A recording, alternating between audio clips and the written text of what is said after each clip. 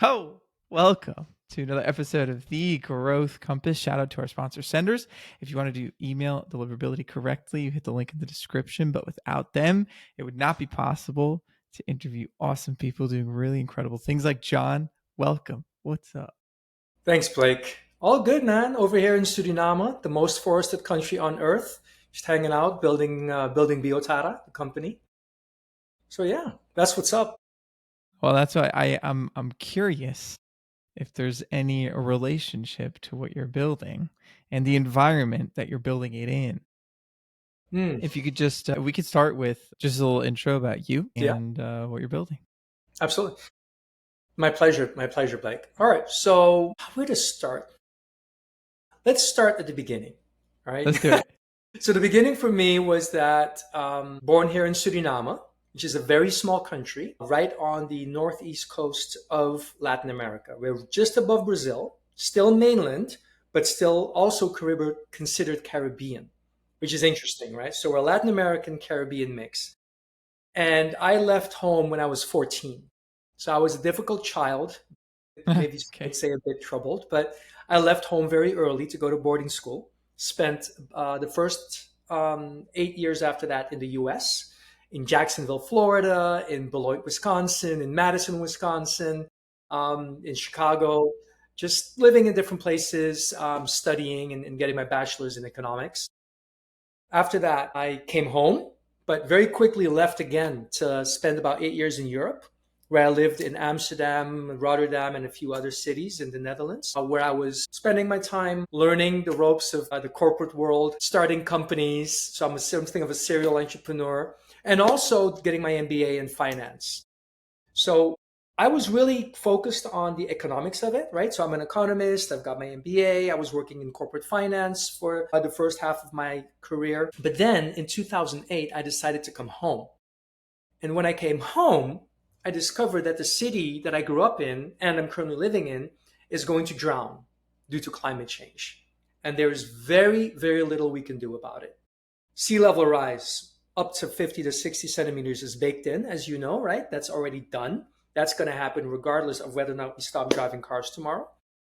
So the city I grew up in is pretty much done for. By 2100, this will no longer be a livable place. So once I discovered that, I was kind of confronted with the situation like, okay, so but then what do I do now? Because I have children, right? And my daughter had just been born. And I had to ask myself the question, what am I going to tell my children when 50 years from now they ask me, hey, dad, what were you doing when the world was burning and the city was drowning? And I couldn't live with the thought that my answer would be making a buck. I felt like I owed them more. I owed them that I would at least try to contribute in a positive way.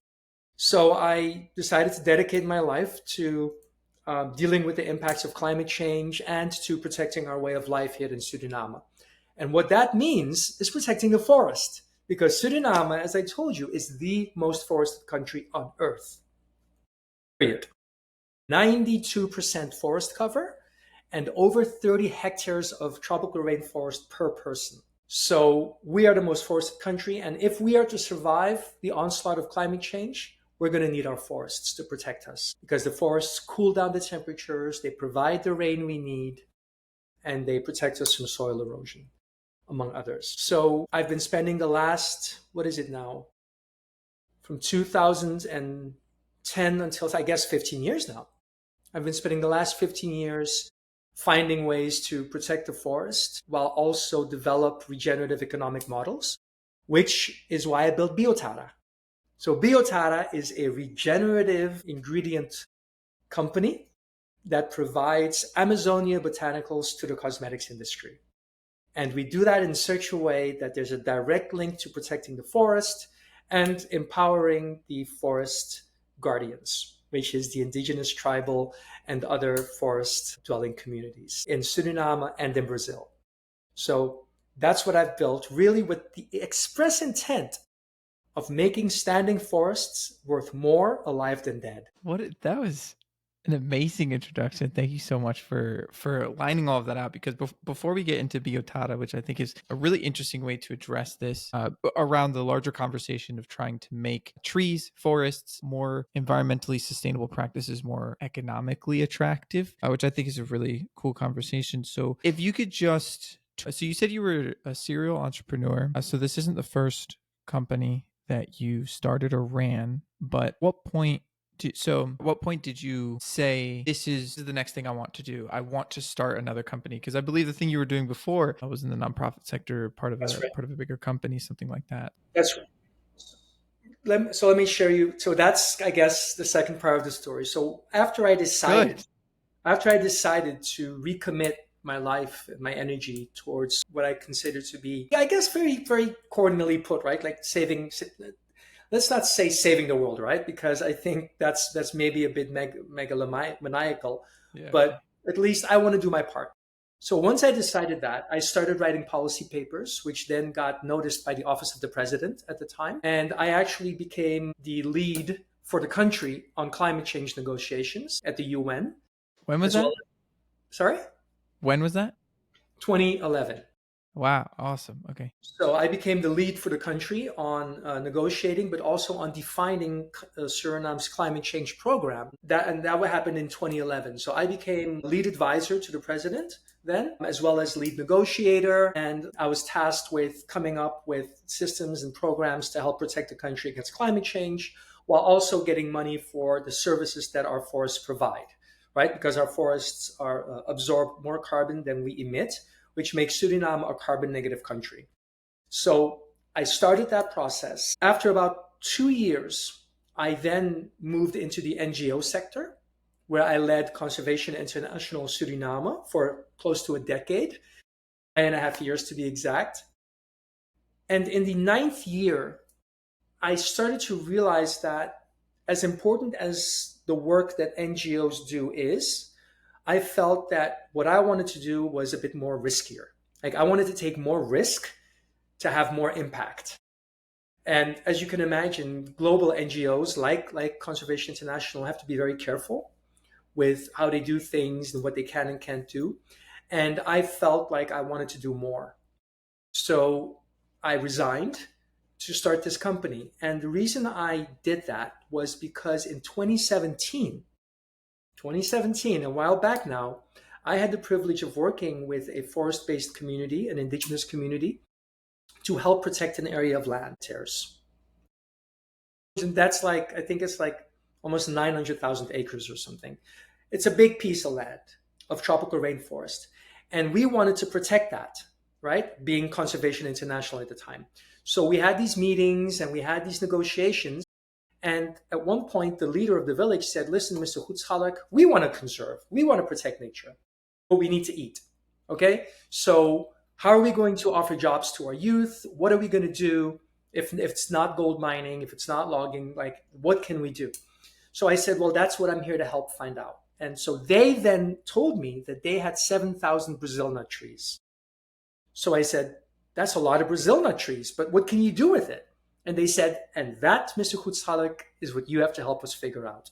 So I worked together with UC Berkeley to find out what can you do in an isolated forest setting with 7,000 Brazil nut trees to create economic value and jobs. The answer was make oil. Why? Why oil? Because it's easy, because it keeps well, because it has a very high value per gram, and because it's culturally appropriate. So we went ahead and we did this, and we set up this factory in the middle of the jungle to produce Brazil nut oil for the cosmetics industry. And that worked so well that that company is thriving still. It's created over 100 jobs, and it enabled that indigenous community to feed itself during COVID, to actually import food using a charter flight because they had the money to do so. And I said, I want more of that. I said, I want to take that times 100. So how do we do that? Put it into a formula, build a company, mobilize the industry. So my task, or the one that I accepted or gave myself, is to help restructure the cosmetics industry to purchase significantly more of these types of ingredients from the Amazonia rainforest, and to do it in a way that is respectful of the communities, working directly with the communities, and ensuring forest conservation and social impact. And that was the birth of BioTara. And so, I'm like, tell me more. This is crazy. So you said 2018 is when you met with that indigenous community, and when you started the 2017. 2017. So you started the project with UC Berkeley to figure out what you could do. When did you launch the company that produced the Brazil nut oil? Well, that was not my company, right? That belonged and still belongs to the local community. Right, but you helped launch that, right? Yes, we helped. Yes. Actually, I'd have to check the exact dates on this, but I think That's fine. we launched it in 2017. Like we started the process Okay, a bit great. earlier, and we launched that company in 2017, and it's still there. It's still going. You can even find it online. They still produce Brazil nut oil, but now they also produce roasted Brazil nuts in multiple flavors. So they've diversified. They've become entrepreneurs. So Yeah. this community is an empowered entrepreneurial village now, which I think is the best thing you can do, really. Yeah, so I think what you're talking about and the work that you're doing is something that's really important, like I alluded to at the beginning of the episode. And so I have a question about the oil company, but also just to get an idea of the timeline. So BioTara became a focus of yours. How long ago? 2 years ago. So 2 years. I resigned in 2022. Is that right? Yes. It's okay. We get rough estimates. It's I okay. resigned at the end of 2022. So 2023 was kind of a research year. All right. 2024 was the founding. Like we did the first financial round, the pre-seed round, and now 25 we've entered the market. So yeah, so it's taken about 3 years to get to this point. Well, this is our third year, and that's about the timeline. So yeah, Awesome. started really researching, like making it concrete. Yeah, 23, yeah. 24 was about market analysis and product market fit, seed raise, pre-seed raise, and now we're into the selling mode. We've got some customers. We even have a partnership with Colgate Palmolive, which is of course a Wow. global industry player. We're talking to other global industry players as well, like Estee Lauder and some of these others, because that's really the scale where we want to be operating, right? So I didn't get into this just to make a buck, even though yes, we have to generate Of economic course. returns for the communities, and I also need to feed my family. So yes, it needs to be profitable, Sure, sure. but really this is about moving the needle. This is about impact at scale. So my challenge, for example, when I speak to the industry, which I do on a regular basis, I say, don't tell me how to minimize your damage among your supply chain. Let's talk about how to maximize your positive impact, Nice. right? Yes. And the way to do that is by increasing the volume of these products that you use, of these ingredients in your finished products. So I was in actually, I did I got it was a piece in Forbes where I was interviewed a few weeks or maybe a few months ago now, where I explained the impact of including just 1 gram of a specific ingredient into soap bars, and what immense impact that would have in terms of protecting rainforests and providing livelihoods. But these changes don't have to be super major, because the scale is so big that we only need a little bit. We only need the industry to increase their use by a little bit, and that can already have huge impact. So first things, congratulations on 3 years. That's awesome. The second part, which I think is a very low hanging fruit question, is that there's so much greenwashing in Yeah, general. Just companies saying like we're doing great stuff, and we're doing all the stuff. And so it's at least from my perspective as a consumer, and also working with other clean tech companies, it's hard when you're legitimately doing things that move the needle, like you're saying, to actually communicate that. And so, if you could explain how, because it truly is amazing what you're doing, if you could explain, for example, both BioTara and also the oil company, how they're legitimately sustainable as far as like using those trees, but then also not negatively impacting the environment. absolutely. No, it's my pleasure. All right, let me explain to you how our system works. Let's do it. So how it works is, let's say BioTara, we have about 31 ingredients. And let's say that we want to onboard a cooperative, right? So these are often agro-industrial cooperatives within Amazonia that have some level of experience already.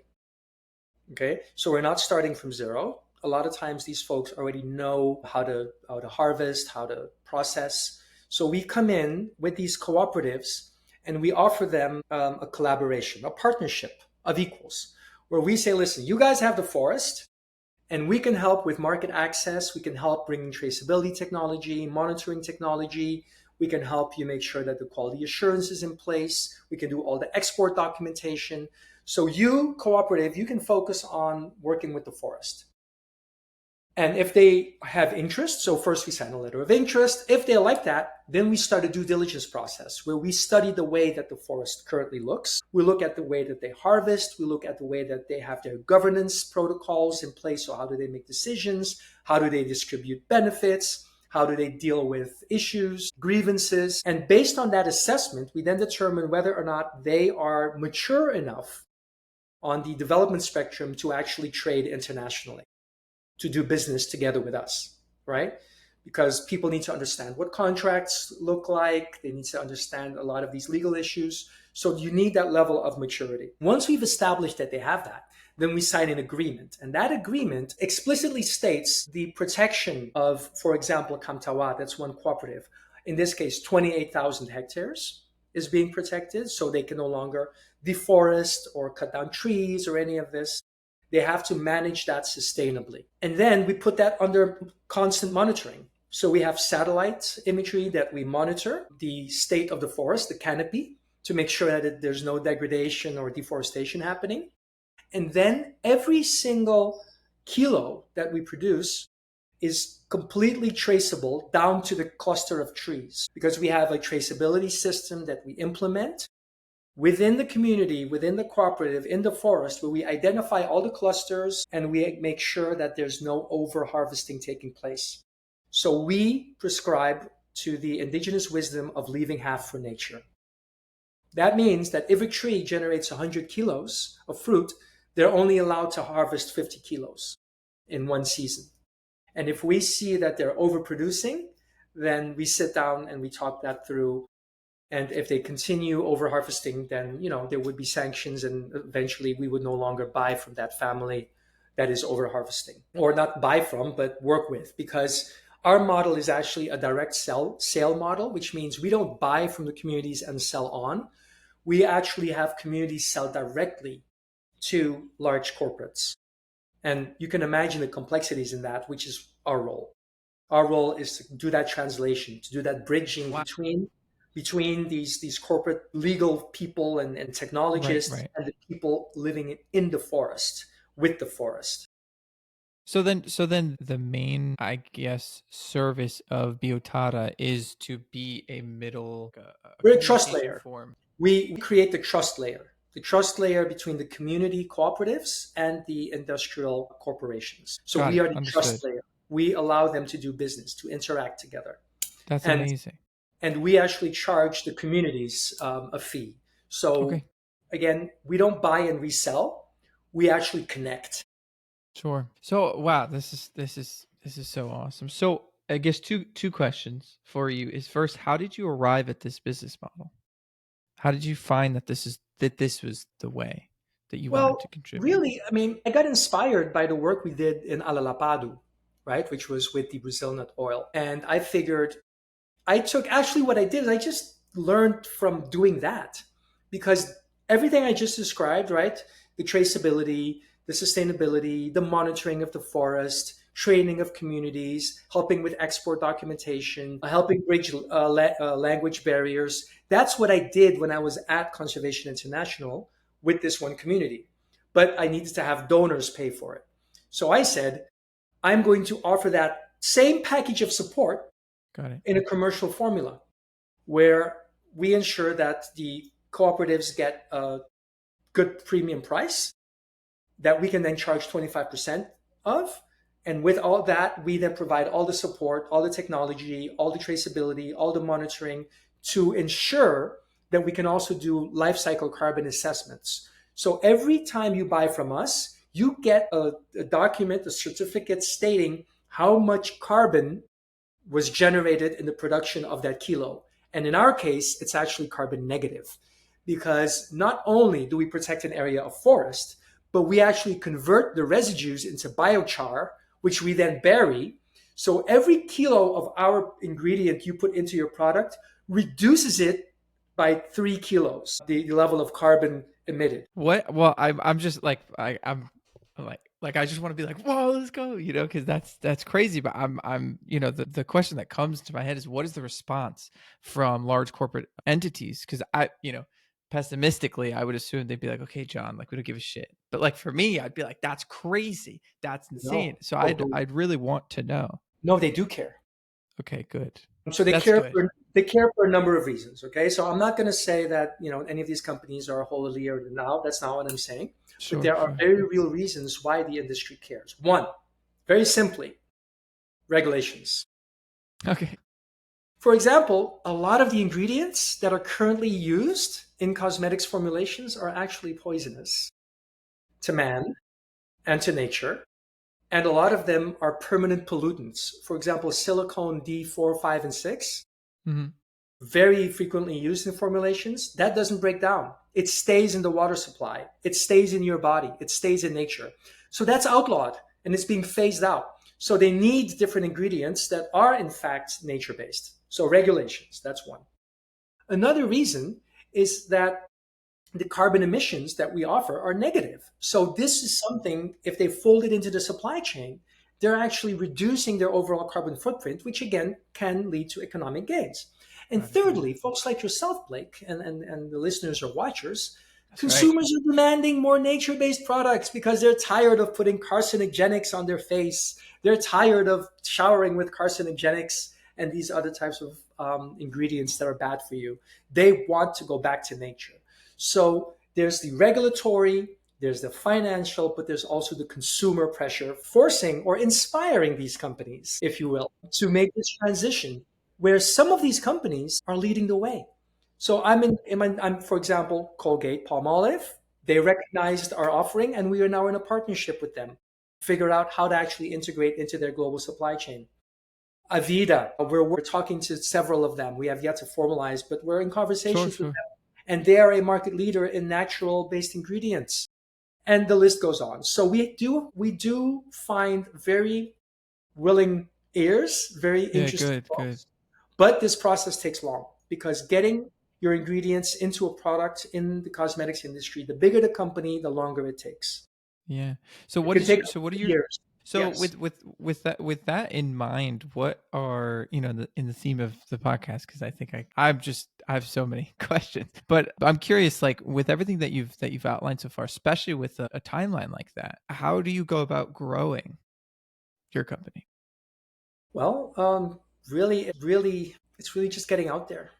It's the traveling salesman, going to conferences, going to fairs, going to exhibitions, talking to people, bringing the concepts to people, filling a suitcase with samples and just going out there and giving them to people and telling the story the way I'm telling it to you right now. For example, last month I was in New York at the Sustainable Cosmetics Summit, met great potential clients that we're in contact with right now to potentially move forward, participate in accelerator calls, for example, right? Like these calls that you see from time to time.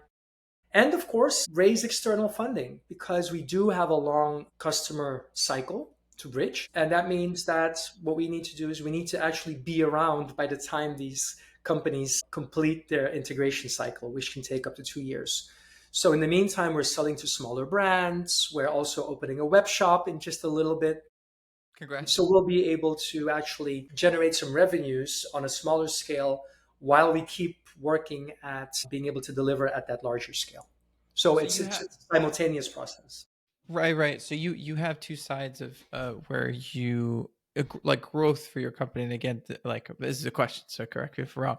But growth for your company could mean growth in partnerships on the indigenous supply side, where these communities are supplying you with ingredients from the forest, and then also on the other side, corporate partnerships. So do you define growth by increasing the number of both sides of these equations, or are you focused on one versus the other? Both. Both. So I have a team in Brazil on the ground that's constantly looking to fold in new cooperatives. Okay. So we've got a number signed on now, but we're constantly adding more. Now, adding more is a long process because we have to do the due diligence first. Yeah. And we haven't been around that long, right? So, yes, we are constantly looking, but it is a longer process. So, yes, we are constantly looking to expand our supplier network, but we are also constantly looking at ensuring that we get sales because without revenue, there's no reason to have more cooperatives because you need the sales. You got it. John, this is fired up. Like I want to go out, I want to go out and send me some samples. I just want to give them to people out here in Philadelphia. But so I'm excited for these your answers to these two questions because you're doing a lot. You have a lot of perspective, and I'm just so interested in how you see things. The first thing is, as far as the growth goes that we were just talking about, what is your largest hurdle that you would say, and how is it also an opportunity? Again, it comes back to the long buying cycles, Blake. Okay. I mean, again, I am talking with the presidents of these companies, the VPs of innovation and technology of some of the largest cosmetics companies in the world. They want and need this product or these ingredients. So that's not an issue. It's about time. You need time to get through the process. And having investors that understand that and that provide patient capital, that is the real challenge. So we're about to start our seed round now. Like right now, now, today, right, on this right podcast. now, This is the just launch. today. I just got approval from the board to launch our new raise. Whoa, let's go. Yeah, let's Wow, go. what an honor. This is like a celebratory episode. Yeah. So we just opened it. Again, I got approval this morning from the board to Amazing. start the raise. And it's really telling the story and getting people to understand that yes, the market's there. Yes, the need is there. And yes, this industry has long lead times, long entry times, or if you like. So that's the major challenge. The major challenge is how to avoid running out of runway as we develop these relationships with these larger companies.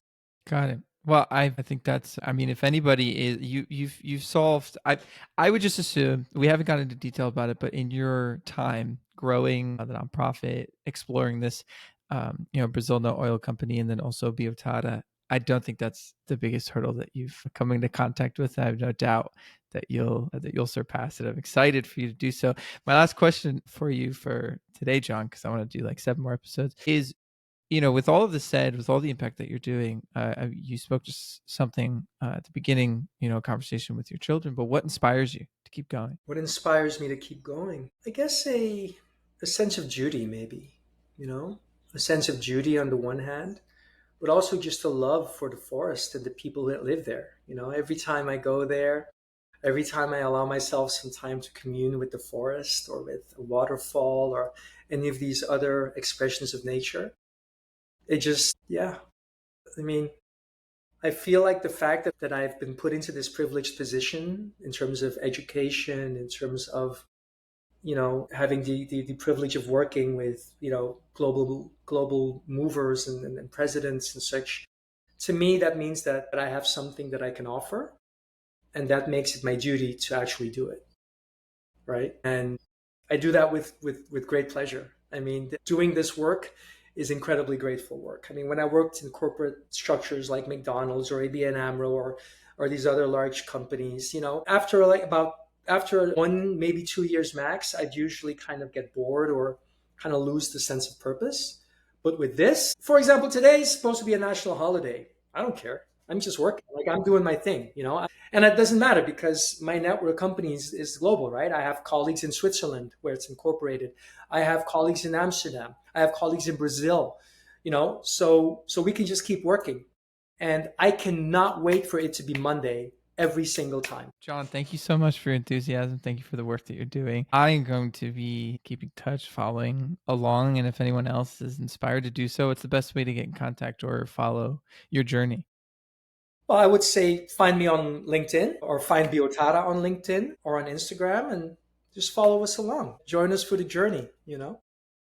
That's right. I'll say everybody do it. They got quite a journey ahead. That's going to be awesome. John, thank you so much for today. I'm excited for the next time. You're welcome, Blake. Thank you for having me.